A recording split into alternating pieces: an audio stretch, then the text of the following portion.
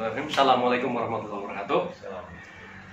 Kembali lagi bersama kanal YouTube Hendy Purwono Banjarnegara. Kali ini hari istimewa karena Lebaran dan kita bisa berkesempatan ngobrol bareng Prof. Purnawan Basundoro, Dekan Universitas Airlangga Surabaya, yang asli Banjarnegara dari Desa Karangsari, Kecamatan Punggelan.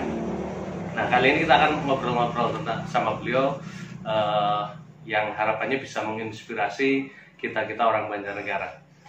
Prof. Purnawan, Assalamualaikum. Waalaikumsalam warahmatullahi wabarakatuh. Ya, Prof. Purnawan ini kan satu di antara beberapa ya ilmuwan ataupun cendekiawan yang dari Banjarnegara. Kita mengenal misalnya ada Imam Budiarjo dari UI, sosiolog.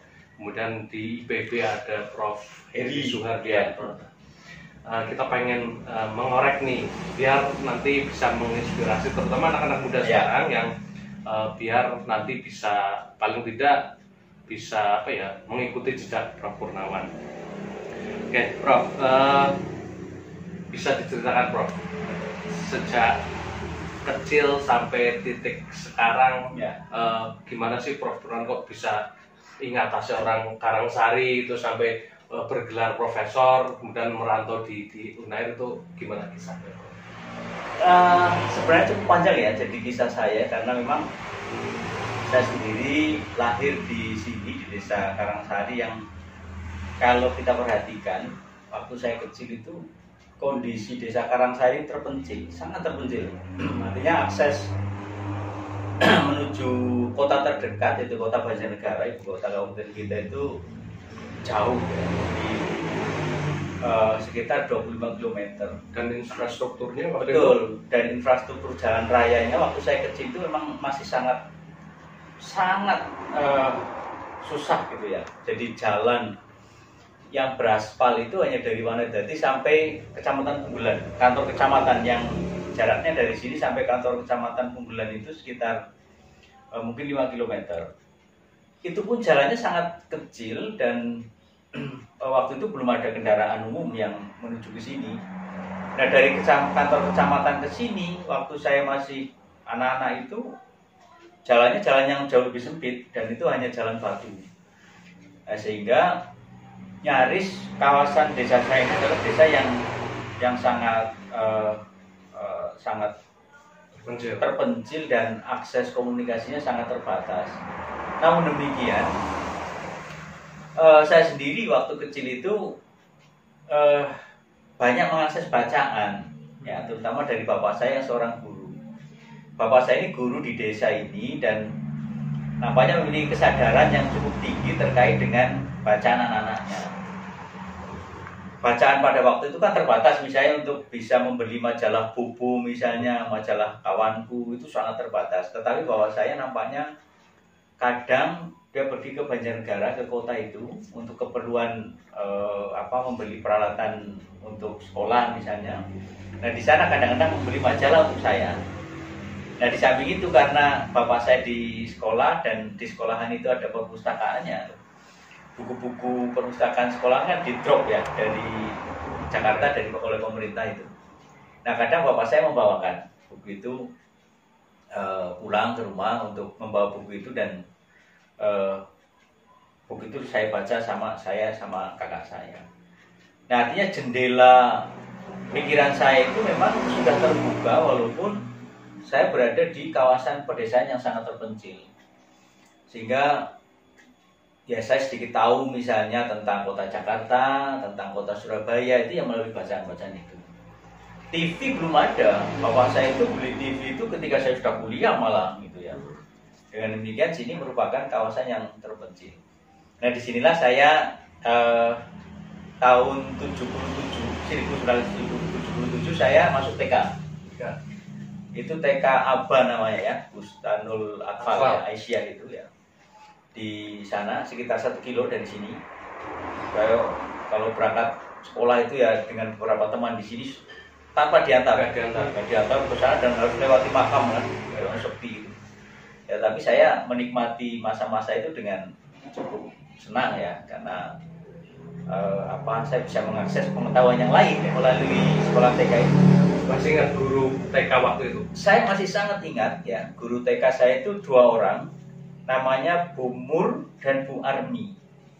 Itu saya masih ingat betul, mereka itu sosok kader Aisyah nampaknya ya, yang sehari-hari ya berbaju kalau baju kebaya, sebenarnya baju atasnya kebaya, bawahnya itu pakai kain jarit itu, dan sehari-hari memakai penutup kepala itu cindung kalau menurut sini ya, selendang itu yang panjang itu di ini ya, dan itu selalu mengajar kami dengan diawali dengan doa-doa gitu ya.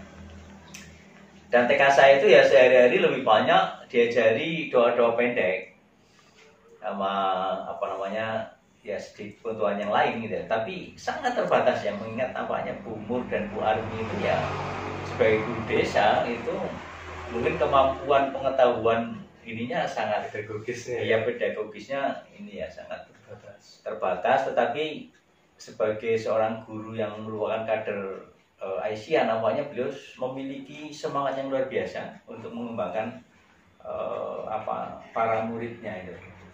Saya masih cukup ingat teman-teman saya waktu di TK itu. Masih ingat lagu waktu TK apa? Lagu yang waktu di TK yang sampai sekarang itu masih sangat saya ingat itu Kasih Ibu. Ya, kasih ibu kepada beta itu. Kasih ibu kepada beta tak terhingga sepanjang masa, hanya memberi tak harap kembali, bagi sang surya menyinari dunia. Itu lagu yang terus menerus hampir tiap hari itu diajarkan kepada kami sebagai pengetahuan ya, dan mendorong kami untuk mencintai ibu kita. Nah, tahun 78 saya lulus TK itu, ya, artinya selesai lah sekolah di TK itu, kemudian masuk ke SD. Nah, yang saya ingat waktu saya mau masuk SD itu ya, itu nampaknya kakek saya yang rumahnya sebelah ini itu nampaknya sudah menyiapkan segala hal untuk keperluan saya masuk sekolah itu. Jadi bukan bapak saya yang beli ya, tapi kakek saya nampaknya, karena saya cucu laki-laki pertama dari kakek saya itu. Kesayangan yang beliau ini seorang sekretaris desa atau carik gitu. Itu ketika saya mau masuk SD, itu saya sudah dibelikan tas, dibelikan buku gambar 1, buku tulis 1, kemudian ada pensil ya, potlot gitu ya, dan penghapus gitu ya. Bahkan saya dibelikan sabuk celana itu ya, oleh mbak saya itu. Sehingga ketika pertama kali masuk sekolah, saya kan rame-rame ya, naik jalan kaki itu saya sudah dibekali itu oleh mbak saya ya, tas beserta isinya. Pede sekali. Berangkat dengan teman-teman, saya didaftarkan sebenarnya di SD Karangsari 1 sebenarnya. Waktu SD itu. Tapi ternyata pada saat itu di Karangsari itu ada proyek impres untuk SD ya. Nah, waktu itu memang semua anak masuk SD 1, tetapi ternyata SD impres itu sudah berjalan 1 tahun. Nah, saya tahun kedua. Nah, pada saat masuk kelas saya, bayangan saya masuk SD Karangsari 1. Tapi begitu saya masuk kelas itu yang hari pertama ya, dengan sikap duduk takzim kayak gini, tiba-tiba masuk kepala sekolah dan beberapa guru, termasuk bapak saya, karena bapak saya itu guru di SD Karangsari 1 waktu itu.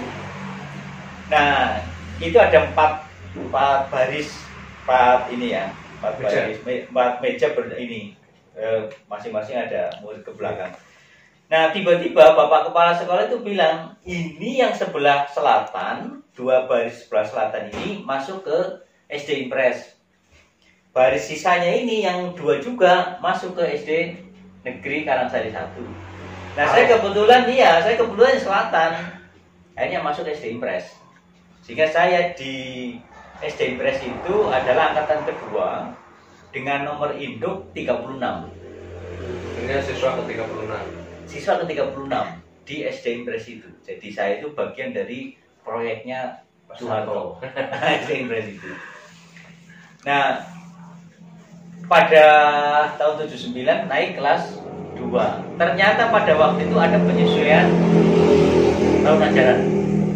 Tahun ajaran yang tahun ajaran itu pada saat awal saya masuk itu kan tahun ajaran baru kan Januari. Ya. Nah, pada saat kelas 2 itu namanya akan dilakukan penyesuaian kembali bahwa tahun ajaran itu nanti akan dimulai pada Juli. Nah, sehingga saya jadi korban untuk perubahan gitu. Tahun ajaran itu Mengulang lagi. Mengulang lagi. Sehingga saya di kelas 2 itu selama 1,5 tahun. Jadi saya masuk kelas 2 itu Januari 79, naik ke kelas 3-nya itu nanti pada tahun 80. Pada pertengahan, pada Juli 80. Waktu itu Prof. Kurniawan sudah bisa nulis belum waktu masuk SD waktu itu? Belum bisa sama sekali.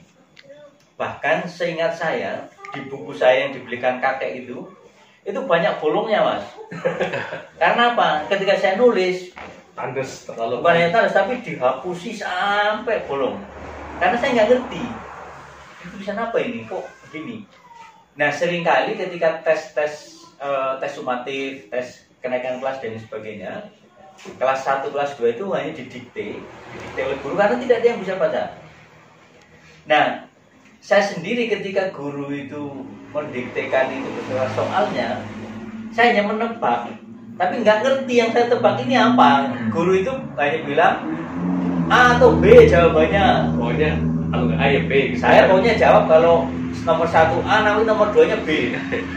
Sehingga banyak sekali hasil ulangan saya itu ya nilainya ya 30, kadang-kadang 20, nggak pernah dapat nilai 100 gitu lah. Seingat saya baru bisa membaca dengan lancar itu kelas 4. Kelas 4. Hampir semua murid di sekolahan saya itu kalau disuruh maju ke depan untuk misalnya mengulang bacaan yang pernah dipelajari itu, disuruh baca tulisan ibu guru itu misalnya, atau disuruh baca teks dari buku itu, dia nggak baca sebenarnya. Tapi karena belum, ya tapi hanya menghafal. Jika sering keliru-keliru dan ditertawakan oleh gurunya ya, atau kadang kalau gurunya karena dimarahi oleh gurunya ya.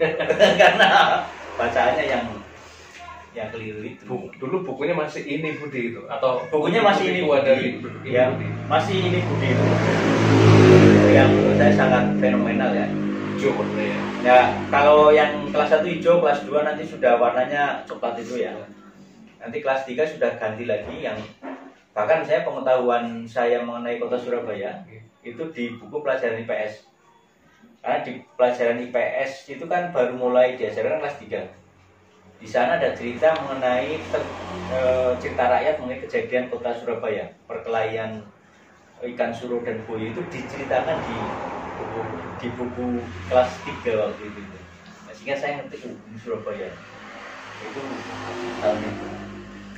Dan saya di SD itu sampai tahun 84 itu lulus 84 dan saya masih ingat betul nama guru satu persatu yang ngajar saya. Oh iya, siapa Prof? Coba. Jadi guru kelas 1 itu Pak Abdul Hamid, yang sekaligus beliau adalah kepala SD Impres tempat saya. Nah, di sela Pak Abdul Hamid juga diajar oleh Bu Sri Suprapti. Bu Sri Suprapti itu sebenarnya kemudian jadi bully saya, kemudian menikah dengan paling saya. Kelas 2 oleh Ibu Markina. Yang Ibu Markina sempat kos di sini. Nah, kemudian sempat diganti oleh Pak Tugiono. Pak Tugiono orang dari Karangjambe itu. Terus Pak Tugiono itu juga nanti ngajar di kelas 3 kalau nggak salah itu ya. Nah, kelas 4 itu Bu Sri Suwarni. Bu Sri Suwarni seorang guru dari Magelang pendatang itu di sini sempat ngajar beberapa saat di Karangsari. Terus nanti kelas 5 itu kalau tidak salah Bu Suwarni juga. Terus nanti kelas 6 itu Pak Darwisi. Pak Darwisi dari Rakit, itu guru yang sangat luar biasa memotivasi saya ya. Sehingga pada saat kelas 5 dan kelas 6 itu saya sempat mendapat beasiswa Musma kalau nggak salah, atau beasiswa apalah dari pemerintah itu ya, untuk anak SD. Nah, saya sempat berikan kenang-kenangan sebuah ballpoint ya. untuk Pak Darwisi itu. Cuma Pak Darwisi ini ketika saya SMP kalau saya beliau meninggal dunia. Gitu. Itu bintang kelas juga berarti waktu SD? SD termasuk bintang kelas. Walaupun saya baru bisa baca kelas 4 itu ya. Ya SD itu kadang-kadang ya dituduh oleh teman-teman sebagai ketua kelas kayak gitu ya. Nah, tahun 84 itu kebetulan di sini setahun sebelumnya tahun 83 itu mendapat mendapat dropping SMP ya. Jadi SMP negeri di Punggelan ini berdiri tahun 83. Untuk sekolah yang tahun awal itu nebeng di SD saya, di SD Karangsari. Kayak Satap kalau sekarang. Iya, karena SMP ini belum memiliki gedung, sedang dibangunkan di dekat Pasar Manis itu. Nah, sehingga saya pada saat anak-anak SMP yang angkatan pertama itu sekolah di SD saya kenal satu persatu anak-anak yang sekolah di situ. Anak-anak kelas saya, anak SMP. Tapi karena saya suka meneliti istilahnya ya, pokoknya kalau ada orang baru ya saya dekati gitu ya. Bahkan saya juga kenal dengan Pak Kepala SMP-nya, namanya Pak Parmin gitu. Nah itu berarti mereka itu disediakan 3 kelas gitu. Dan kami anak-anak SD itu ya harus mengalah masuk siang dibagi 2 itu. Nah pada tahun kedua gedung sekolah itu sudah jadi untuk SMP. Anak-anak angkatan pertama sudah masuk sana dan saya itu juga mendaftar di SMP itu. Di angkatan kedua. Angkatan kedua. Dan ada kejadian yang menarik sebenarnya ketika saya masuk SMP. Pada awalnya ketika saya masih di SD dan anak-anak SD, anak-anak SMP itu masih di tempat saya, di sekolahan saya itu, waktu saya sedang main bola sama teman-teman, itu Pak Kepala SMP-nya, Pak Parmin, itu ngajak ngobrol kami. Ngobrol kami, intinya bahwa nanti semua anak dari SD sini yang mendaftar SMP akan diterima semua. Akan diterima semua. Oke, sehingga pada saat pendaftaran itu mungkin separuh kelas, untuk kelas 6 itu dari SD 1 dan SD Impres itu daftar di SMP. Tes, dengan cara dites, tes tulis. Nah ternyata pada saat pendaftaran itu ada 3 teman saya tidak diterima.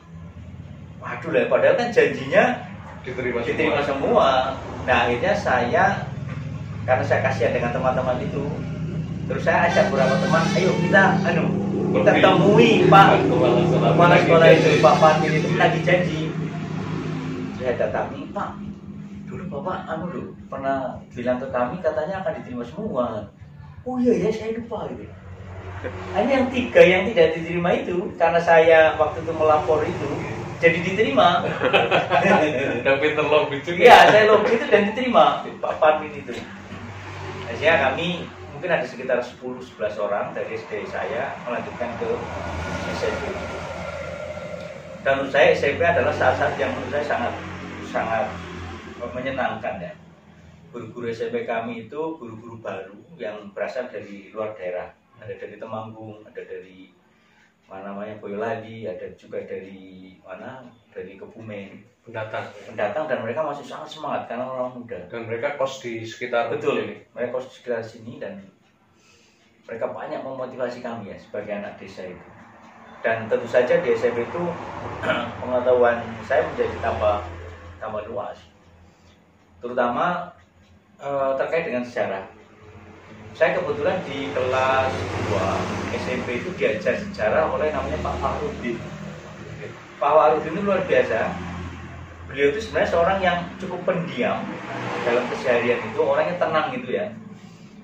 Tapi cara mengajar sejarahnya itu sangat enak, runut gitu ya. Dan cara memotivasi kami pada saat kenaikan kelas itu Pak Farudin memberi iming-iming. Siapa yang nanti nilainya tertinggi akan mendapatkan hadiah buku pelajaran untuk kelas berikutnya, kelas 3 itu. Nah saya ternyata mendapat nilai tertinggi. Ada 2 orang yang mendapat nilai tertinggi, saya dan teman saya namanya Nasir. Karena nilainya sama, itu masing-masing diberi buku sejarah kelas 3 itu, yang warnanya merah, bergambar relief Candi Borobudur. Saya senang sekali, karena saya mendapatkan apresiasi ya. Sehingga saya bilang, waduh berarti saya ini mungkin bakat juga di sejarah gitu ya. Nah, itu karena pelajaran sejarah menyenangkan ya, isinya cerita dan sebagainya. Nah disitulah saya kemudian semakin senang ya dengan pelajaran sejarah itu. Tapi selain itu, di SMP itu karena diajari oleh guru-guru muda yang didapatkan orang tuanya pengetahuan terkait dengan itu. Dan satu hal yang cukup penting juga, di SMP itu pula saya terpilih sebagai ketua OSIS pada kelas 2 itu. Jadi pada saat musyawarah perwakilan kelas, nah, kebetulan saya mewakili kelas 2B kalau nggak salah waktu itu tuh, atau 2C, saya agak lupa ya. Itu di musyawarah perwakilan kelas saya terpilih sebagai ketua OSIS. Nah ini yang nampaknya juga satu hal yang membuat saya cukup senang juga gitu ya. Tapi kaget juga karena saya tidak terlalu dalam hal-hal organisasi. Awalnya saya tidak terlalu ini ya. Saya orangnya mudah grogi. Saya mudah grogi dan mudah nervous. Kok tiba-tiba terpilih sebagai ketua OSIS. Saya membayangkan ketua OSIS ini harus sering ngomong di depan forum. Wah, gimana caranya ya saya belajar berpidato. Nah, kemudian iseng-iseng karena sekolah saya dekat Pasar Manis itu. Saya sering ke Pasar Manis.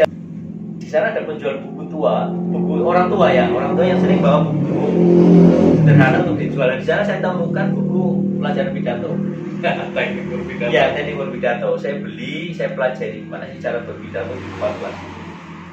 Nah, disitulah saya kemudian terlatih untuk menulis poin-poin yang akan saya sampaikan ketika saya harus berpidato ketika kegiatan OSIS itu. Ya intinya mengatasi rasa grogi itu ya dengan menyiapkan diri sebaik-baiknya ketika akan berpidato. Dan alhamdulillah ya saya kemudian jadi lebih lancar. Nah, itu di SMP saya sampai 87. Kalau 87 saya melanjutkan ke SMA. Sebenarnya waktu itu saya juga selain ingin melanjutkan ke SMA, saya waktu itu punya keinginan melanjutkan STM. Tujuannya adalah STM negeri di Purwokerto. Nah, mengapa saya kok sempat mendaftar STM? Karena saya pada saat di SMP itu, terutama sejak kelas 2 dan kelas 3, itu ada pelajaran namanya keterampilan bebas namanya. Dulu ada pelajaran keterampilan bebas. Disuruh memilih beberapa pelajaran tertentu yang nanti akan diajarkan secara intensif berkelompok. Nah, saya milih pelajaran elektro. Sehingga saya, karena ada pelajaran elektro itu, saya memiliki keterampilan untuk merakit barang-barang elektronik waktu SMP. Misalnya bikin intercom. Zaman intercom saya bikin sendiri intercom itu ya. Bikin lampu klip-klip itu, bikin sirine, saya bisa. Nah, sehingga saya, waduh, kayaknya menarik ini. Sehingga saya daftar STM jurusan elektro. Saya tidak ngerti kalau ternyata ketika saya tanya teman-teman yang sudah di STM, ada saudara saya yang di STM, saya tanya, di STM pelajaran elektronya pelajaran apa?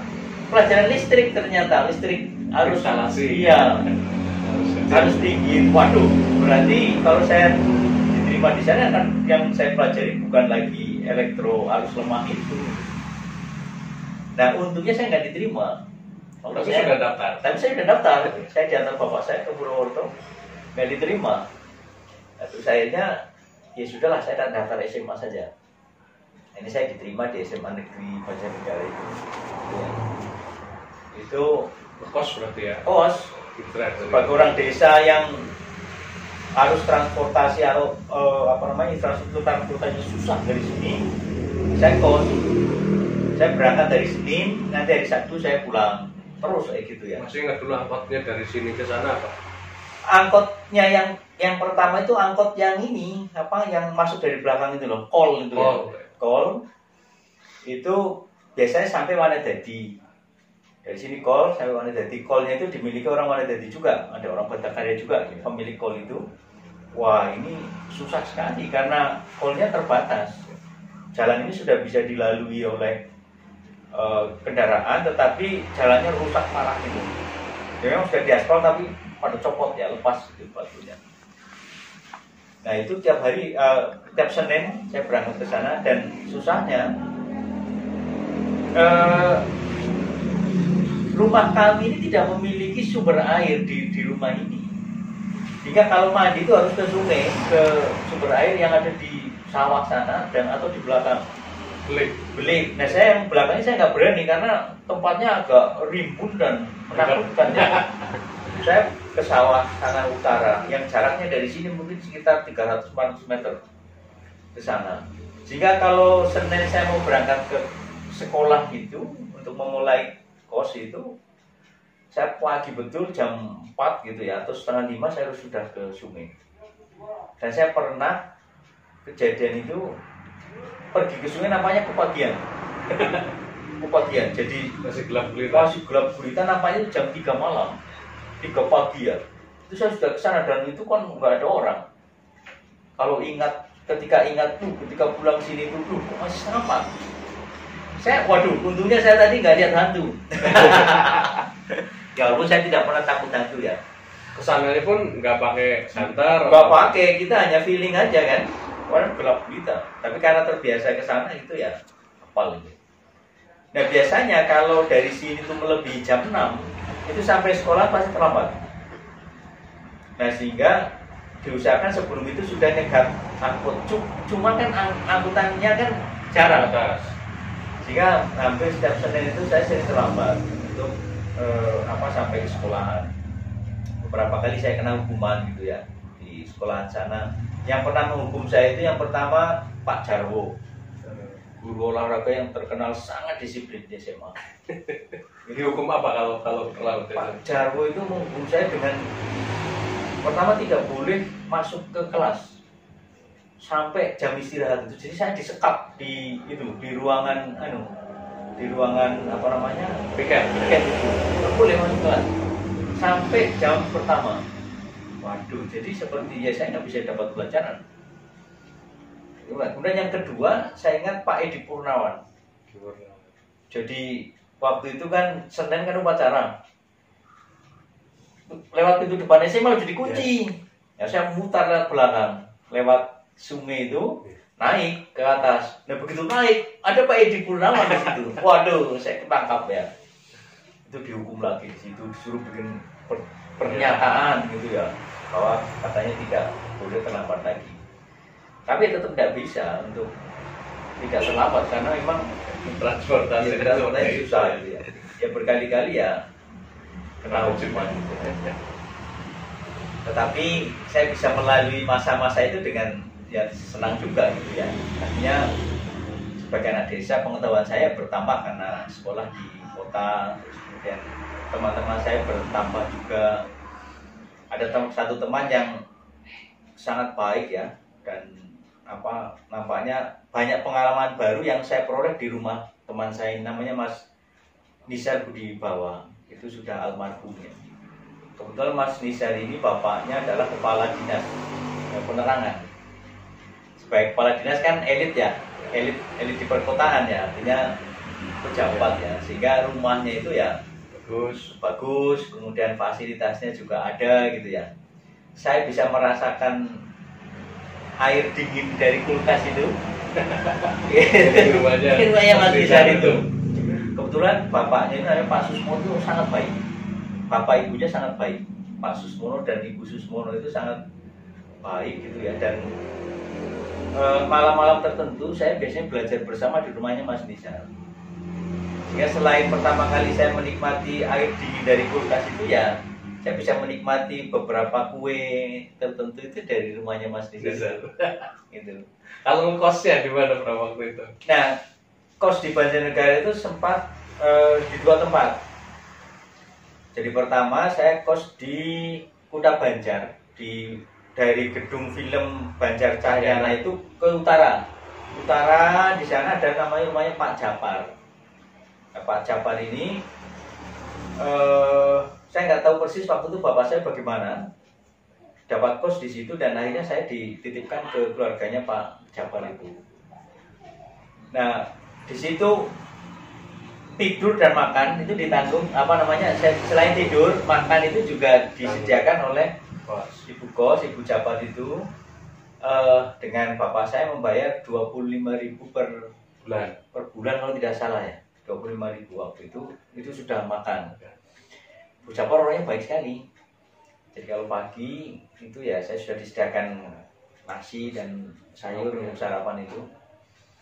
Saya sekamar dengan namanya Amalan Hasibuan. Itu orang dari Sumatera Utara. Namanya bapaknya Amalan Hasibuan itu kenalannya Pak Japar. Karena Pak Japar pensiunan polisi. Itu dan saya sempat beberapa bulan kos di rumahnya Pak Japar itu. Saya sebenarnya senang kos di situ.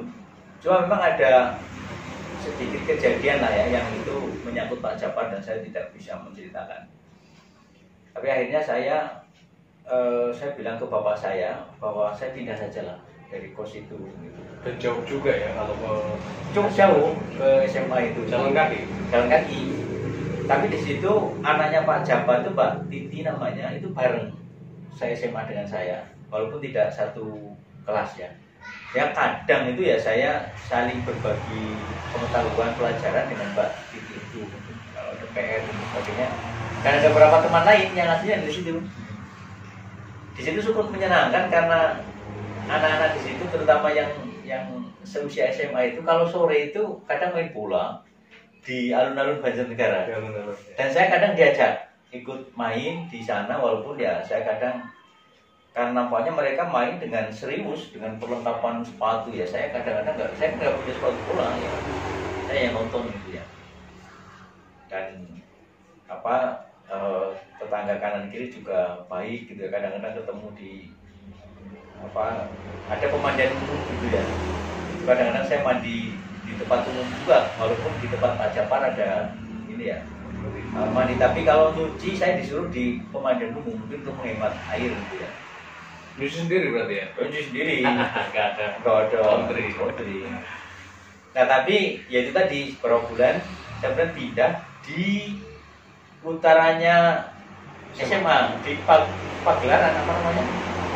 Gumelar ya, di Gumelar. Di rumahnya Pak Abbas. Nah di situ hanya menerima untuk tidur, tidak menyediakan makan. Sehingga makan di warung. Saya tiap minggu oleh bapak saya diberi uang saku 5.000. 5.000 itu bapak saya bilang begini, ini uang ini untuk transportasi berangkat, untuk makan di sana, untuk pulang seminggu harus cukup.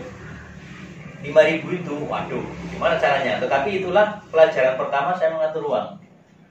Dengan uang 5.000 itu untuk makan pagi sarapan itu biasanya Rp75. Rp75 itu ya nasi oseng-oseng, terus kemudian tempe satu. Kadang kalau ingin agak mewah sedikit itu Rp125. Tempenya diganti dengan telur misalnya gitu ya. Itu menjadi Rp125. Dan itu kan sehari makan harus 3 kali kan. Ya nggak tahu saya waktu itu mengaturnya bagaimana, tapi 5.000 itu ya pas. Begitu pulang untuk angkutan itu biasanya Rp200. Dari Banjar ke Wanadati Rp100, dari Wanadati ke sini Rp100. Jadi untuk transportasi itu sudah 400 gitu ya. Nah, padahal kalau saya pulang ke sini, kalau nyegatnya di depan SMA itu susah. Sehingga saya harus ke pasar naik dokar. Harus mengeluarkan lagi Rp50 untuk naik dokar gitu ya. Ya, akhirnya untuk transportasi tambah lagi untuk dokar. Tapi SMA itu saya lalui dengan sangat senang ya. Guru SMA, guru sejarah saya yang sangat ekspresif ketika mengajar, namanya Pak Warno. Namanya Pak Warno waktu itu pindahan dari Papua nggak salah. Dia balik ke daerahnya dan ngajar saya itu. Nah, 87 saya lulus, kemudian saya waktu itu bingung juga harus kemana itu saya melanjutkan ya. Di SMA saya jurusannya biologi. Pengetahuan saya tentang profesi yang kaitannya dengan biologi itu ya terbatas, misalnya pertanian, peternakan. Untuk daftar kedokteran saya nggak berani, saya nggak punya kemampuan yang cukup gitu ya. Akhirnya waktu daftar SNPTN namanya waktu itu, saya daftar pilihan pertama itu pertanian UNS, yang kedua peternakan khusus. Ya saya daftar IPC, yang ketiga saya, waduh apa ya yang ketiga ya? Saya tidak ada pengetahuan, misalnya ekonomi, sosiologi atau antropologi saya nggak punya pengetahuan. Nah kebetulan tetangga kos saya yang tetangga kos yang ada dulu di Kota Banjar itu dekatnya Pak Japat, itu dia diterima di jurusan sejarah di mana di UGM, namanya Mas Eko. Nah saya waduh, waktu saya tak mengikut pilihannya Mas Eko saja, saya akhirnya milih jurusan sejarah berdasarkan itu tadi apa pengalaman Mas Eko itu. Nah saya diterima di jurusan sejarah. Akhirnya mau tidak mau ya oke, saya belajar di situ. Toh saya sudah memiliki pengetahuan sejarah yang cukup baik karena diajari oleh Pak Warno misalnya waktu SMA, terus kemudian diajari oleh Pak Fahrudin waktu SMP itu ya. Nah sehingga tahun 90 saya mulai sebagai mahasiswa di Universitas Gadjah Mada. Tapi jujur saja ketika kuliah di jurusan sejarah pertama itu ya cukup bingung juga. Salah satu kekurangan di SMA itu kan guru BK itu ya, itu tidak cukup kreatif menjelaskan sebenarnya kepada para siswa itu mengenai jurusan-jurusan di perguruan tinggi itu gitu loh. Nantinya mau apa? Betul, dan apa saja yang harus disiapkan gitu ya. Nah akhirnya ya ketika kuliah itu lebih banyak, oke lah, tahun-tahun pertama saya mendengarkan saja apa saja yang diajarkan gitu ya. Nah, saya baru merasa bahwa saya harus menyeriusi jurusan sejarah itu mungkin kelas semester ketiga malah, tahun kedua itu. Bahwa saya mulai diberi gambaran mengenai ini loh peluang nanti kalau menjadi seorang sejarawan. Dan yang menurut saya membuat bangga saya sebagai siswa atau mahasiswa sejarah di UGM itu adalah karena di sana ada Pak Kunto Wijoyo. Kunto Wijoyo yang kebetulan itu juga menjadi pengajar di jurusan sejarah. Nah saya ini mengenal nama Kunto Wijoyo itu kan awalnya justru dari sastra. Jadi ketika saya belajar bahasa Indonesia di SMP itu, guru saya menjelaskan sastra-sastra kontemporer, yang salah satunya menyebutkan salah satu karya dari Pak Kunto Wijoyo itu dengan disertai deskripsi mengenai siapa itu Pak Kunto Wijoyo. Nah, ketika saya masuk BM dulu, ternyata Pak Kunto Wijoyo adalah seorang sejarawan, bukan seorang sastrawan. Ya karena saya tahu Pak Kunto ini adalah levelnya nasional dan judul karyanya itu disebut-sebut di buku SMP, wah ini berarti ini orang hebat. Nah disitulah saya mulai percaya diri bahwa jurusan sejarah ini pasti ini adalah jurusan yang menjanjikan. Alumni sejarah itu juga orang hebat. Dan saya kemudian mulai mengidentifikasi siapa sih orang-orang di Indonesia yang memang sebagai sejarawan itu. Mulai kenal namanya Pak Sartono, atau di UGM. Saya mulai kenal Pak Joko Suryo. Pak Joko Suryo ternyata bukan hanya dosen saya gitu ya, tapi juga memiliki karya di luar dan sebagainya itu. Nah inilah yang kemudian membuat saya mulai bangga dan tertarik. Apalagi nanti pada tahun 92, pada tahun ketiga saya ini mulai kuliah di UGM, datang dosen baru yang baru saja menempuh studi doktoral di Inggris, yaitu Pak Bambang Purwanto. Nah Pak Purwanto itu pada saat ada mata kuliah historiografi Indonesia yang diajarkan oleh Ibu Sukesi, beliau disuruh masuk ke kelas saya. Disuruh masuk ke kelas saya menjelaskan siapa dia dan terkait dengan studi yang dilakukan, bahwa dia mengenalkan diri baru saja lulus doktor di Inggris. Nah sejak saat itu saya ternyata ya di jurusan sejarah ini ya banyak melahirkan orang-orang hebat. Artinya kepercayaan diri saya mulai betul-betul tumbuh. Apalagi kemudian nanti pada tahun 93 Pak Bambang ini kemudian mengajar saya untuk mata kuliah teori dan metodologi sejarah. Beliau banyak menjelaskan mengenai aspek-aspek teori metodologi, perkembangan kajian-kajian sejarah di luar negeri seperti apa gitu ya. Nah, ini yang kemudian pengetahuan saya mengenai sejarah mulai tumbuh luar biasa. Apalagi di UGM itu tradisi seperti seminar, diskusi, konferensi itu biasanya terbuka untuk mahasiswa. Jika saya mengenal tokoh-tokoh nasional itu ya di itu yang sering diundang, ya sering diundang ke UGM. Nah, melalui Pak Bambang Purwanto, saya mengenal yang namanya sejarah ekonomi. Sejarah ekonomi waktu itu Pak Bambang juga mengajarkan sejarah ekonomi dan waktu itu membagikan bacaan yang sulit diterjemahkan. Ya dengan segala keterbatasan saya mencoba menerjemahkan itu dan saya jelaskan di depan kelas. Dan namanya Pak Bambang waktu itu cukup tertarik juga dengan penjelasan saya ya di kelas itu. Dan kemudian namanya Pak Bambang ini juga menjadi lebih tertarik ke saya dalam tanda kutip ya. Ketika saya mengajukan skripsi itu, mengajukan skripsinya tentang sejarah ekonomi juga, tentang minyak, perkembangan pengelolaan minyak bumi di Indonesia tahun 50-an. Nah, saya baru tahu ternyata Pak Bambang itu juga pernah menulis juga tentang minyak itu ya, walaupun tampaknya dia tidak terlalu mendalam. Bisa jadi dia itu, wah ini mahasiswa ini kok namanya potensial untuk mengembangkan sejarah ekonomi itu. Kemudian saya diarahkan untuk minyak dan kebetulan pembimbing skripsi saya beliau. Oke, kamu nanti saya bimbing karena rekomendasi dari pengelola jurusan itu, ketua jurusan, saya diberi pembimbing Pak Bambang Purwanto. Beliau membimbing saya dan saya waktu itu dengan sangat serius, bahkan saya ke Jakarta mencari sumber dan ketika saya agak macet gitu ya. Loh, kenapa kamu kok berhenti nulisnya? Saya kekurangan sumber. Akhirnya gini, kamu saya kasih uang 100.000 untuk ke Jakarta waktu itu sangat cukup. Tapi kamu ketikkan naskah tertentu untuk saya. Ada naskah yang disuruh diketikkan. Oke, saya ketik dan saya kemudian dikasih uang 100.000 itu untuk saya pergi ke Jakarta.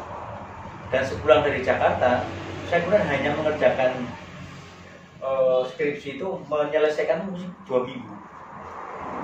2 minggu kemudian saya serahkan naskah yang sudah jadi ke Pak Bambang dan Pak Bambang senang sekali membaca naskah skripsi saya tentang pengelolaan minyak bumi di Indonesia tahun 50-an. Dan ketika diuji saya dapat nilai A itu ya. Pak Bambang senang sekali karena saya dianggap bisa meneruskan apa yang beliau teliti itu ya, tentang minyak bumi untuk masternya waktu itu gitu ya. Nah, kebetulan ketika saya lulus tahun 96, saya lulusnya agak molor. Berapa tahun? Saya lulus pada hampir 6 tahun. Karena apa? Saya banyak terlibat aktif di kegiatan kemahasiswaan.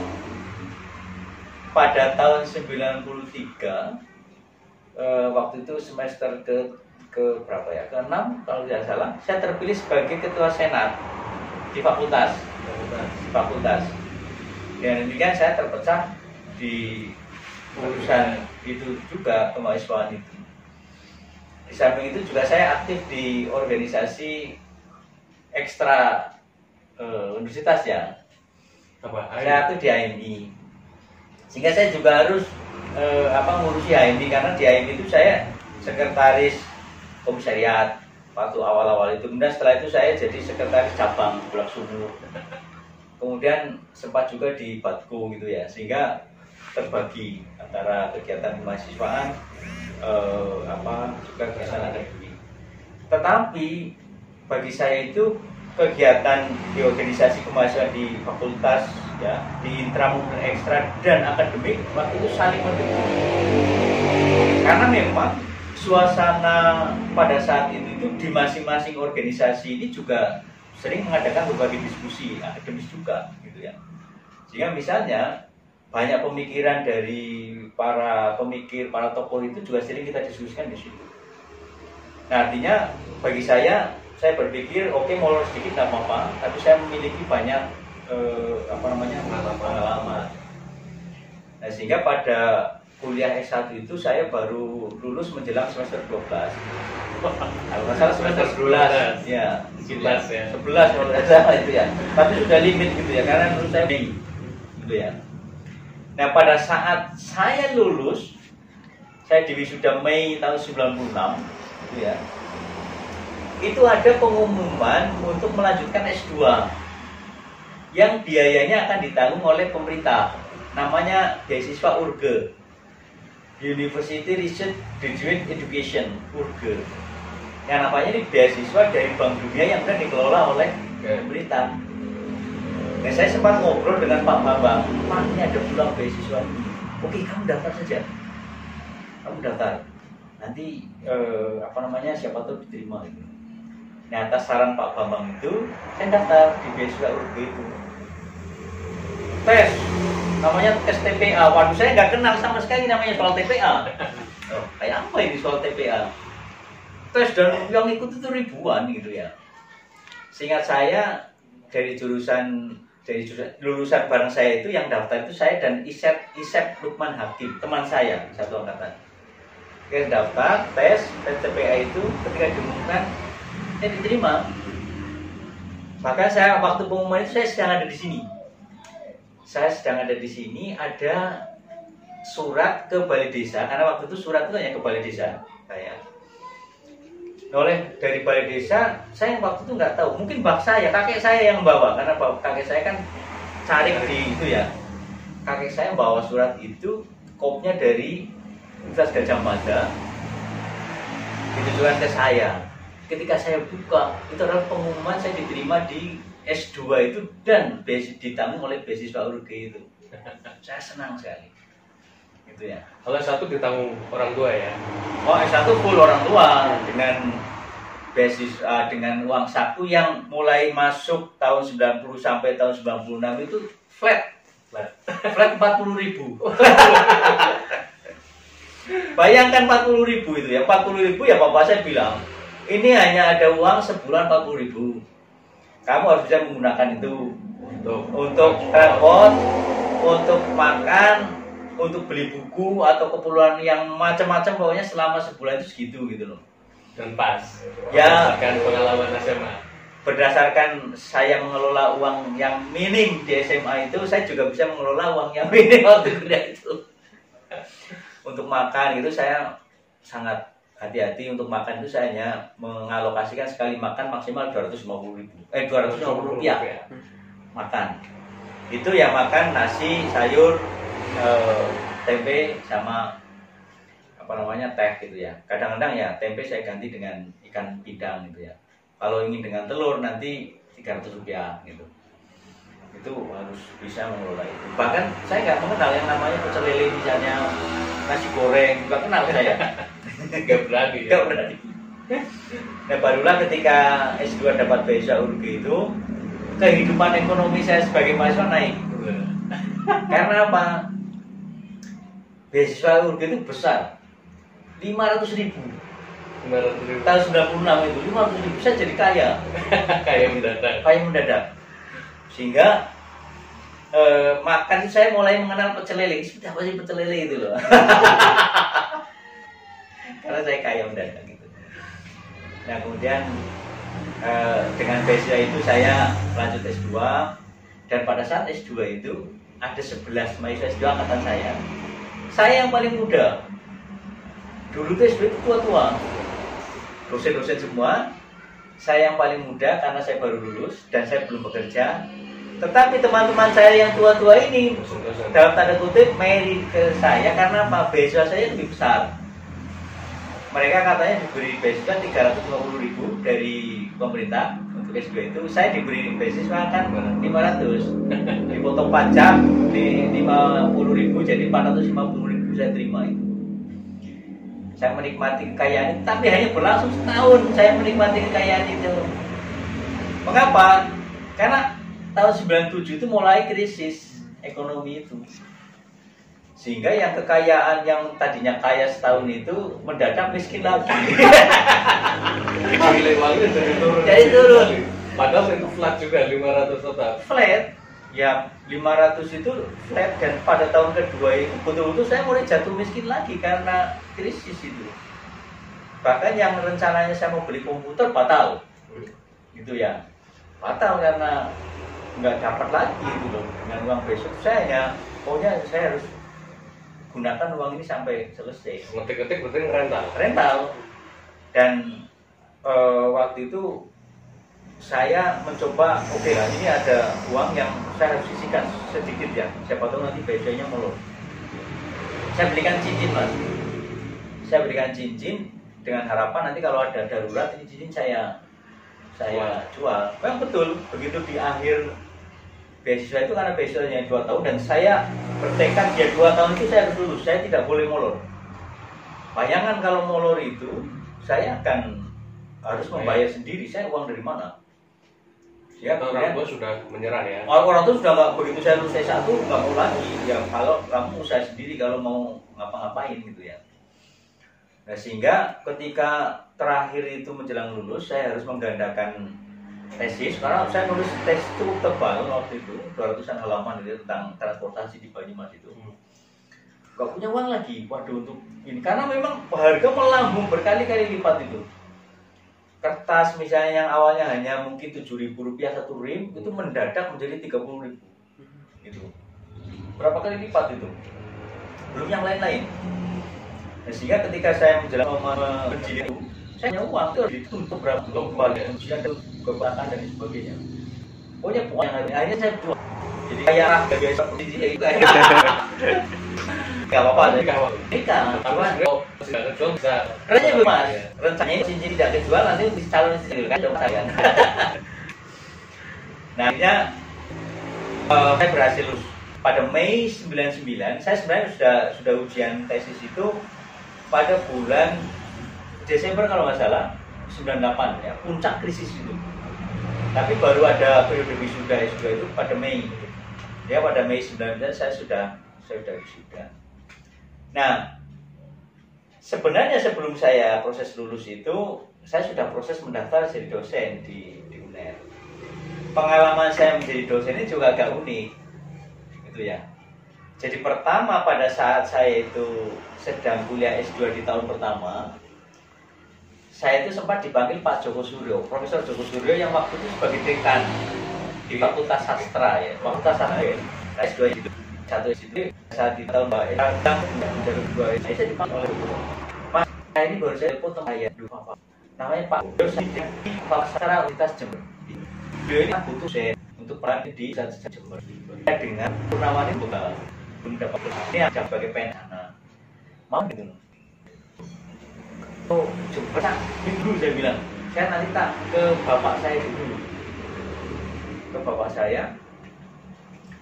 Nah kemudian saya pulang ke sini, saya minta saran ke bapak saya bahwa saya ditawari dosen di Jember.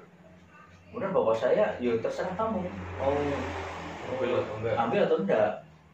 Waduh, malah bikin saya bingung ya, karena saya membayangkan Jember ini kan jauh sekali. Bagaimana nanti kalau pulang kampung misalnya dari Jember ke sini naik apa saya itu? Akhirnya bismillah saya tolak aja ini. Nah karena bapak saya bilang begitu terserah kamu ya, saya nggak sreg ini di Jember. Begitu saya pulang ke Jogja, sebelum menghadap ke Pak Joko Suryo, saya ketemu Pak Bambang dulu. Lagi-lagi saya dengan Pak Bambang ini, Pak, saya ditawari jadi dosen di Jember ini gimana ya sama Pak Joko Suryo, tapi saya sudah minta saran ke bapak saya bilang mencerahkan ke saya gitu. Nah Pak Bambang jawabnya begini, ya terserah kamu juga gitu loh. Mau terima apa enggak gitu loh. Ya akhirnya saya bismillah, oke saya tolak aja. Jadi saya menghadap ke Pak Joko Suryo, saya bilang, mohon maaf Pak, saya nampaknya belum tertarik untuk di Jember. Pak Joko sempat marah ke saya. Kamu ini loh, ini ada kesempatan kayak gini loh. Karena mungkin karena Pak Joko kan di kontak temannya ya, mungkin sudah bilang ke temannya itu bahwa ada calon gitu ya. Saya di mana ya Pak Joko Suryo? Wah tapi ya daripada saya nggak sreg gitu ya. Akhirnya saya tolak. Saya kuliah lagi, dan pada tahun 99 awal itu ada 98 menjelang saya Ini kan lulus ya. ya kan 99 Mei kan lulus, tapi sebelumnya pada umumnya sekitar September 98 itu ada informasi bahwa UNER membuka jurusan baru gitu ya, sudah berjalan setahun dan butuh dosen. Nah akhirnya saya ngobrol dengan calon istri saya, pacar saya lah ya, gimana ini ada ini, sudah lah daftar aja di sana. Nah tapi sebelum itu di UNY ada pendaftaran dosen juga, dosen sejarah. Akhirnya oke, saya UNY daftar dua, dan UNER itu tes duluan sebelum saya wisuda sebenarnya. Itu sudah ada tes gitu ya, 98 itu akhir. Oke, tes dan sudah sampai akhir gitu ya. Nah di UNY juga buka lowongan untuk dosen-dosen sejarah. Saya tes juga di UNY. Nah tes UNY pada pengumuman di UNER saya lolos tahap pertama kemudian disusul pengumuman di UNY, saya juga lolos tahap pertama itu juga gitu loh, tes awal itu.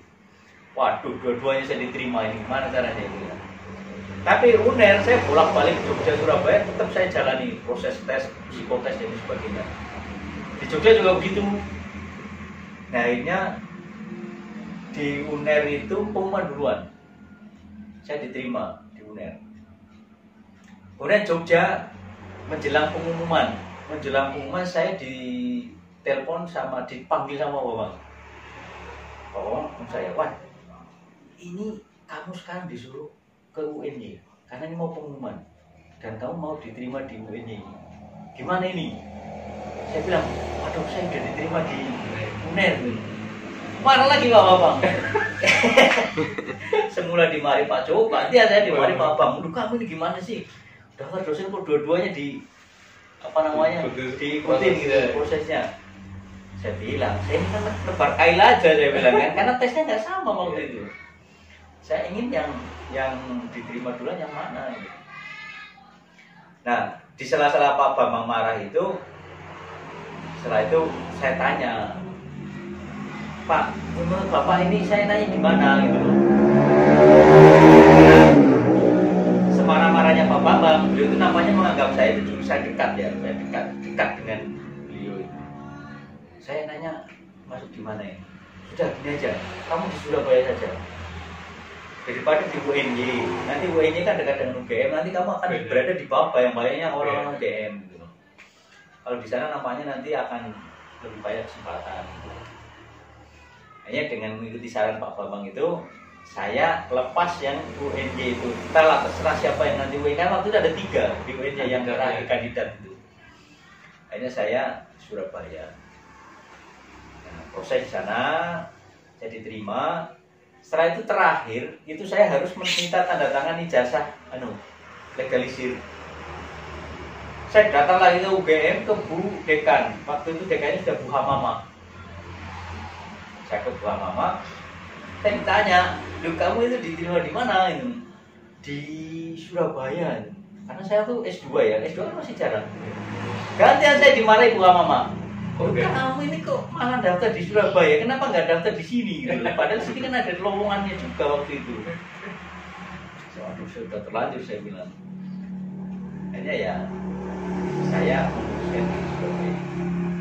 Dan jadilah warga 99 Juli itu setelah saya wisuda, barulah saya boyongan ke Surabaya itu.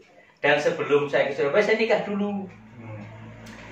Karena waktu itu pengumuman diterima sebagai dosen itu kan awal 99 sebenarnya, karena prosesnya kan 98 akhir itu ya. 99 sudah ada pengumuman, oh saya diterima, walaupun belum ada gaji, saya nikah dulu ke Purwokerto. April saya menikah. Jadi sebelum saya ke Surabaya saya nikah dulu. Ketika ke Surabaya saya sudah bawa istri pada Juli itu saya mulai pindahan ke Surabaya. Bawa istri walaupun belum ada gaji. Waktu itu saya dapat uang saku dari mertua saya pas saya menikah itu. Ini untuk uang sangu katanya. Ya sudah dari situ. Oke. Terus tentang keilmuan yang didalami Ya. Prof Gunawan kan mulai S1 lebih ke perminyakan, S2 ke transportasi, Ya. S3-nya kisah S3 sama mungkin juga berkeluarganya gimana? Ya. Jadi saya itu kan sudah menikah ya ketika awal ke Surabaya. Nah, proses ke sana dimulai dari pencarian kos.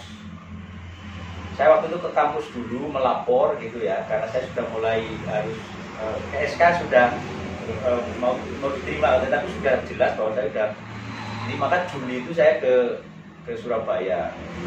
Saya sudah mengajak istri saya. Nah, setelah saya melapor di fakultas, saya kemudian mencari kos. Saya nanya di sini di mana itu ya kos. Nah, akhirnya saya jalan kaki di kawasan-kawasan sekitar kampus UNER. Jalan terus, akhirnya nemu itu di sekitar Klampis. Klampis itu jauh, lumayan jauh, tapi saya jalan ke sana itu dengan istri saya. Klampis Ngasem itu. Karena nanya-nanya kos di Klampis Ngasem lah, itu saya mulai ditunjukkan ini ada kamar disewakan. Akhirnya kenapa di Klampis? Karena ternyata dulu sebelum ya pada saat istri saya membuat skripsi, karena nulis skripsi tentang Surabaya itu, istri saya pernah ke Klampis itu. Pernah di situ ngekos di situ mencari sumber-sumber arsip gitu ya. Akhirnya saya nemu di Klampis itu. Nah, di Klampis itu pada awalnya itu saya awal datang ke situ, barang-barang dari Jogja itu saya kirim lewat paket, saya belum nyampe. Nah, akhirnya saya gelar tikar di situ, ke koran ya. Saya tidur di koran sama istri saya. Mungkin 2 malam atau 3 malam itu loh. Tidur di koran itu di kontrak yang sudah saya dapatkan itu, dialaskan koran, bantalnya ya tas. Istri saya, nah kok istri saya kok mual-mual di situ itu. Wah, yang hamil ini ya. Betul, aja saya periksakan ke bidan, dites pakai tester itu betul hamil. Sehingga saya bayangkan ya, ketika saya itu jalan itu mencari kontrakan itu, saya ambil, kata bidan ini hamilnya 2 minggu itu loh. Kan saya kan nikah kan April ya, jadi Juli itu kata bidan itu hamil 2 minggu. Ya saya jalan keliling, saya waduh kalau ada apa bagaimana ya. Nah, disitulah kemudian saya Juli mulai aktif di UNER ngajar itu ya. Nah, terkait dengan kajian-kajian di UNER, saya kemudian membayangkan bahwa UNER ini kan di kota ya. Dan waktu itu UNER namanya belum ada spesialisasi untuk kajian keilmuan. Nah, setelah saya bekerja di sana sekitar 5 tahun, pada tahun 2004 itu ada dosen dari Belanda, namanya Pak Frick Colombain. Nah, Pak Frick ini sedang meneliti mengenai pemukiman di perkotaan Indonesia, salah satunya Surabaya. Jadi dia datang ke jurusan, dan waktu itu saya temui. Akhirnya Pak Frick nawarin saya untuk membantu sebagai asisten meneliti mencari sumber-sumber di situ. Topiknya tentang pemukiman. Nah, kemudian saya fokus terkait dengan orang-orang miskin yang mencari pemukiman di kota Surabaya. Terinspirasi pada diri sendiri mungkin ya. Nampaknya ketika saya keliling-keliling ya itu Pertama sebagai orang miskin, orang miskin gitu kan. Jadi saya fokus di situ bagaimana orang-orang ini bermukim di tepi sungai, di tepi jalan dan sebagainya ya. Nah, setelah Pak Frick menyelenggarakan itu penelitian itu, kemudian Pak Frick ini nampaknya menjadi koordinator untuk workshop terkait dengan sejarah kota yang menyelenggarakan pelatihan di 2 tempat di Indonesia, yaitu di Jakarta, di LIPI, dan di UGM. Nah, yang ketika di LIPI saya daftar juga untuk workshop itu, tapi saya nggak diterima. Kemudian Pak Frick bilang, ini nanti di UGM akan menyelenggarakan di UGM yang dikoordinatori oleh Pak Bambang Purwanto. Nah, kemudian ketika UGM buka workshop itu, saya daftar yang di UGM itu. Tapi sebelum workshop itu berjalan, Pak Frick itu memberi dana ke jurusan sejarah. Kebetulan saya waktu itu diangkat sebagai ketua jurusan tahun 2004 itu. Pak Frick bilang ke saya, Mas Purnawan, tolong selenggarakan konferensi sejarah kota tahun 2004 itu. Mas Purnawan sebagai penyelenggaranya. Nah, itulah saya kemudian menyelenggarakan konferensi sejarah kota yang pertama waktu itu di Surabaya, dan saya diberi uang oleh Pak Frick itu melalui sebuah lembaga di Belanda ya, diberi uang sekitar 75 juta untuk menyelenggarakan workshop konferensi itu. Nah, sehingga ini konferensi dan kemudian dilanjutkan dengan workshop di Jogja itu satu rangkaian gitu ya, yang dikoordinator oleh Pak Frick di sini. Yang nggak tahu apakah ini kebetulan atau tidak, saya kemudian menjadi tertarik untuk mengembangkan sejarah kota. Karena kebetulan saya waktu itu ketua jurusan, saya bilang ke teman-teman, oke, kita sekarang fokus di kajian sejarah perkotaan. Karena apa? UGM misalnya sejarah pedesaan dan sejarah sosial ekonomi. Undip sudah mengklaim untuk sejarah maritim, Jember sejarah perkebunan, kemudian UI untuk sejarah politik. Gitu ya. Akhirnya kita berdasarkan hasil dari workshop, hasil dari konferensi itu tentang sejarah kota, kita rangkum, kita jadikan untuk modal untuk mengembangkan sejarah kota di Surabaya. Kemudian kurikulumnya kita sesuaikan gitu ya. Dan itu kemudian antara 2004 sampai 2007 kita banyak menyelenggarakan berbagai diskusi dan sebagainya. Sehingga pada tahun 2007 ketika saya waktu itu melanjutkan S3, waktu saya bilang, waduh, saya ini sudah waktunya. Terutama istri saya yang mendorong agar saya segera S3 itu. Nah, sebelum S3 saya ngobrol dengan Pak Bambang, kira-kira apa yang bisa saya kembangkan. Pak Bambang bilang, ya kamu ini aja yang kemarin makalah yang di konferensi, yang makalah di konferensi itu kamu kembangkan jadi. Karena waktu itu di konferensi itu saya membahas tentang pemukiman miskin di kota Surabaya dari hasil penelusuran bersama Pak Frick itu. Karena Pak Frick bilang, kamu nulis makalah tentang ini. Nah, sehingga makalah itu yang kemudian saya ini ke Pak Bambang, Pak, saya yang ini gimana? Kamu gimana? Nah, disitulah saya kemudian serius untuk meneliti mengenai perebutan ruang kota yang dilakukan oleh orang-orang miskin di kota Surabaya. Nah, dari situ kemudian saya banyak menulis makalah dan sebagainya, saya kirim ke jurnal, bahkan ada satu buku yang diterbitkan pada saat sedang S3. Dua kota tiga zaman itu saya tulis ketika saya sedang S3 ini. Kalau kota lama kota baru? Kalau kota lama kota baru itu sebenarnya hasil konferensi sejarah kota yang diselenggarakan bersama Pak Frick itu. Saya pertama kali mengenal nama Purnawan Basudoro dari buku hijau itu. Ya. Kota lama. Dan itu buku yang sangat fenomenal. Karena sebelumnya memang tidak ada buku sejarah kota yang diterbitkan oleh penerbit di Indonesia. Misalnya dulu kan Pak Peter Nas misalnya itu kan orang Belanda ya. Jadi ketika saya menerbitkan buku itu, wah itu respon dari teman-teman di kampus luar biasa. Karena memang buku itu disusun dari makalah-makalah yang dikumpulkan oleh teman-teman di seluruh jurusan sejarah di Indonesia itu. Dan arsitek ya, para arsitek juga ada yang nyumbang tulisan di buku itu. Nah, ketika saya mendapat respon yang sangat luar biasa tentang sejarah kota itu, saya menjadi semakin mantap. Saya kemudian mengusulkan ke teman-teman di jurusan, oke, kurikulum kita harus kita ubah gitu loh. Kita fokus di sejarah kota itu. Saya kemudian waktu itu saya ketua jurusan itu ya, saya kemudian menyelenggarakan workshop perubahan kurikulum itu. Nah, disitulah mulai disusun mata kuliah yang bisa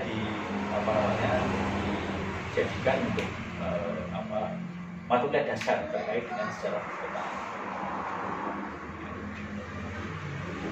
Berdasarkan itu pengalamannya misalnya kemana aja?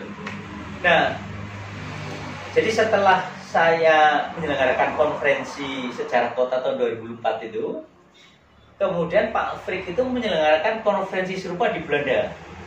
Di Belanda itu ya. Tahun 2005 atau 2006 ya, saya agak lupa. Oh, yang jelas buku hasil konferensi itu sudah mau terbit. Ya, proses terbit, saya kemudian diundang ke Belanda dengan beberapa teman yang juga ikut workshop sejarah kota di Indonesia, terutama di UGM dan di Jakarta itu. Ada 6 orang yang makalah-makalahnya bagus itu diundang untuk presentasi di Belanda itu. Tahun 2005 kalau tidak salah saya ke Belanda untuk presentasi, ya lagi-lagi juga tentang perkotaan, dan saya mempresentasikan waktu itu tentang alun-alun, ya alun-alun di Malang itu, yang kemudian saya buat di buku 2 kota 3 zaman itu. Di sana saya presentasi tentang berbagai perubahan terkait dengan persepsi masyarakat kaitannya dengan alun-alun di Malang itu. Saya di Belanda waktu itu seminggu gitu ya, saya di sana itu. Nah kemudian saya nanti datang lagi ke Belanda itu pada tahun 2009 dengan posisi saya sebagai mahasiswa S3 yang mendapatkan dana untuk dana riset dalam bentuk sandwich. Jadi sandwich itu diselenggarakan di sana untuk 4 bulan. Ya hitungan 1 semester lah ya, tapi di full kan 4 bulan itu. Nah sehingga pada November tahun 2009 saya di Belanda sampai awal 2010. Selama 4 bulan itu saya mencari berbagai sumber sejarah di sana untuk melengkapi disertasi saya. Tapi yang saya lakukan di sana, saya bukan hanya mencari sumber untuk disertasi, tetapi berbagai buku tentang kota, terutama aspek-aspek sejarahnya itu, juga dokumen-dokumen koran disebut tentang perkotaan saya copy, ada yang saya foto, dan juga ribuan file saya bawa ke Indonesia. Nah itulah, selain saya bisa menulis disertasi dengan sangat bagus gitu ya tentang perebutan ruang kota itu, disertasi itu kemudian mendapatkan predikat cum laude itu. Setelah itu saya juga menulis makalah yang cukup banyak tentang sejarah kota dari kumpulan arsip yang saya temukan di mana, di Belanda itu. Nah pada tahun 2012, setelah saya lulus tahun 2011 S3 ya, jadi 4 tahun. Jadi ini juga prestasi yang sangat luar biasa, mengingat untuk mahasiswa S3 yang lulusan UGM itu dan sejarah itu biasanya 7 tahun, 8 tahun gitu. Saya 4 tahun saya selesaikan. Itu berkat berkat sumber-sumber yang saya peroleh dari Belanda dan saya sumber-sumber yang lain itu. Juga saya cepat sekali. 4 tahun itu. Nah inilah yang sesuatu yang tidak saya duga sebelumnya sebenarnya. Dapat berbagai kemudahan semacam itu yang saya peroleh berkat bantuan-bantuan dari pendanaan di tempat yang lain itu. Nah ini yang menurut saya kemudahan yang saya peroleh.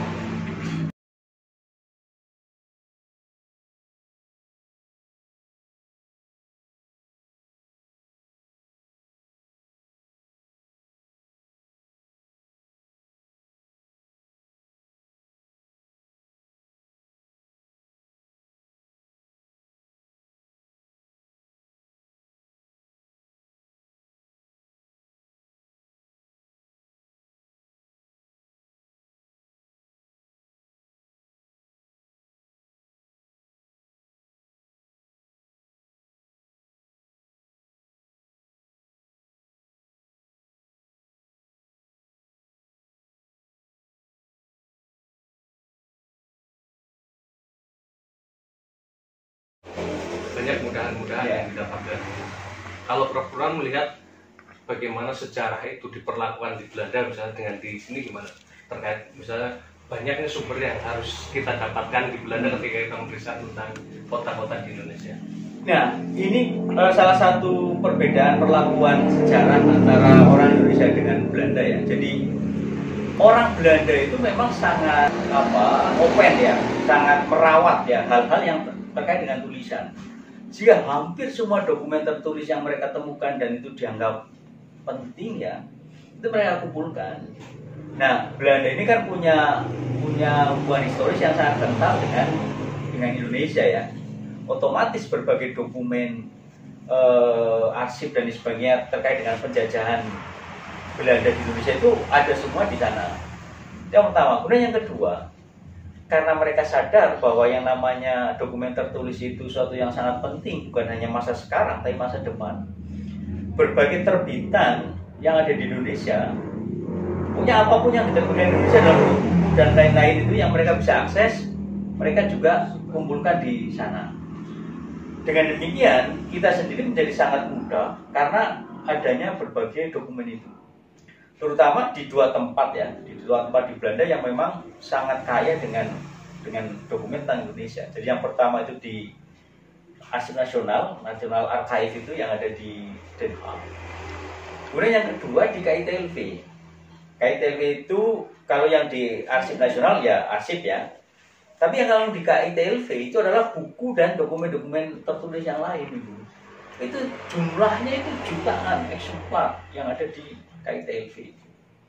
Sehingga selama saya 4 bulan di sana itu ya dokumen yang saya copy dalam bentuk hard copy itu 1 koper. Saya bawa, artinya pakaian yang ada di koper itu saya keluarin. Saya taruh di tas lain, yang koper itu full isinya dokumen. Kemudian dalam bentuk file, foto. Karena saya bawa laptop tuh hampir full dengan foto-foto arsip buku dan sebagainya itu. Nah, ini yang sangat sangat membantu kita ya, para sejarawan di Indonesia ketika kita di sana. Kemudian yang lain, kecintaan masyarakat Belanda sendiri terhadap arsip itu juga tinggi. Artinya yang mencintai arsip bukan hanya orang sejarah. Kalau kita datang pagi hari ke National Archive di Den Haag itu, di sana itu banyak sekali masyarakat umum yang datang ke arsip itu dan mencari-cari berbagai informasi yang mereka inginkan, terutama arsip keluarga dan sebagainya.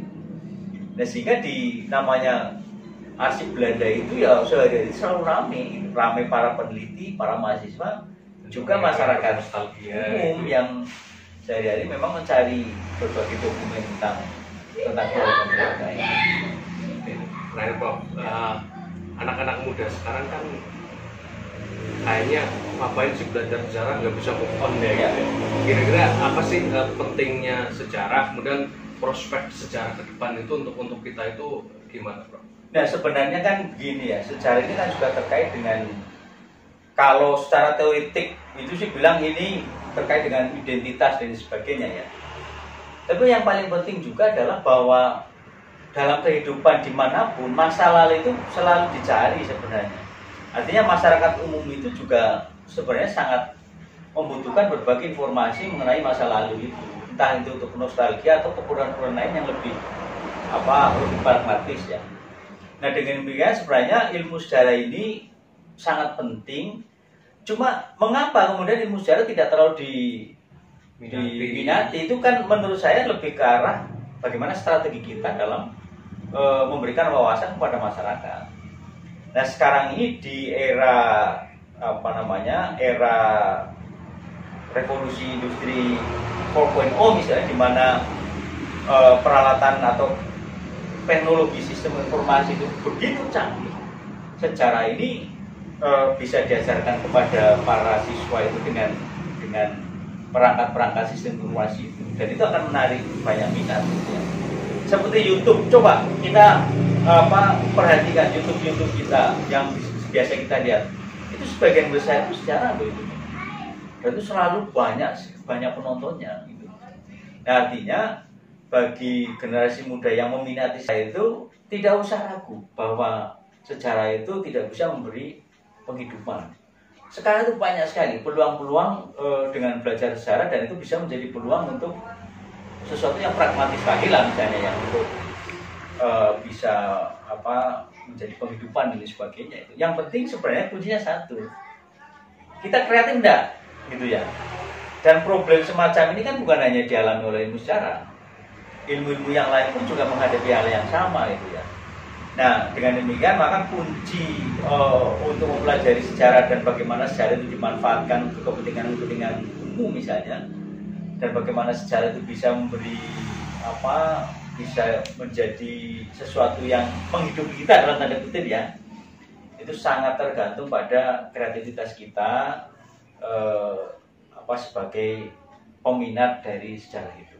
Dengan cara itu maka sejarah itu akan bermanfaat, bisa dikembangkan, dan bisa disebarluaskan kepada masyarakat. Sekarang ini yang namanya komunitas-komunitas penyuka sejarah atau peminat sejarah, ya, komunitas penghobi sejarah, komunitas heritage gitu ya, itu sangat luar biasa. Kebetulan posisi saya ini selain sebagai dosen sejarah, juga selain sebagai dekan Fakultas Ilmu Budaya, juga yang terkait dengan sejarah ini adalah saya ini sebagai tim ahli Cagar Budaya Kota Surabaya. Saya merasakan betul bagaimana sejarah ini begitu bermanfaat bagi saya pribadi dan masyarakat Surabaya. Berbagai teman yang sering menghubungi saya itu terkait dengan sejarah menunjukkan bahwa sejarah itu adalah sesuatu yang penting. Yang penting jangan khawatir bahwa kalau kita belajar dengan sungguh-sungguh, insya Allah jalan yang lapang akan terbuka pada masa depan kita. Untuk Banjarnegara sendiri, Prof. Banjarnegara kan potensi sejarahnya luar biasa. Ya. Terus juga apa yang diperlukan di Banjarnegara biar sejarah itu bisa lebih berarti? Ya. Jadi begini, Banjarnegara ini adalah sebuah kabupaten yang tua. Sebagai kabupaten yang tua, berbagai peninggalan sejarah itu ada di sini. Nah, tentu saja berbagai peninggalan sejarah itu tidak boleh ditelantarkan begitu saja. Sehingga supaya lebih bermanfaat, bangunan-bangunan bersejarah itu harus dipelihara dengan baik. Perda tentang cagar budaya itu diperlukan. Dengan demikian, kalau kita ingin mengembangkan aspek-aspek lain kaitannya dengan sejarah, misalnya aspek wisata dan yang lain-lain, cantolannya ada. Nah, perda cagar budaya itu mutlak harus diadakan di Banjarnegara itu. Itu di tingkat yang lebih politis dan administratif. Tapi samping itu saya kira teman-teman muda di Banjarnegara yang selama ini memiliki hobi terkait dengan sejarah dan heritage, cagar budaya dan sebagainya Banjarnegara itu mari bersatu bersama-sama untuk mengembangkan aspek-aspek kesejarahan, juga aspek-aspek yang lain yang itu terkait dengan sejarah. Insya Allah berbagai potensi ini akan bisa dikembangkan lebih lanjut untuk pariwisata, untuk pembelajaran sejarah dan yang lain-lain. Insya Allah akan bisa dilaksanakan karena Banjarnegara ini kaya sekali dengan bangunan-bangunan bersejarah. Baik, terima kasih Prof. Purnawan atas ilmu dan juga cerita dari masa lampau sampai sekarang. Luar biasa sekali dan mudah-mudahan ini bermanfaat, inspiratif bagi kita, terutama bagi anak-anak di Banjarnegara. Sampai ketemu lagi di lain kesempatan.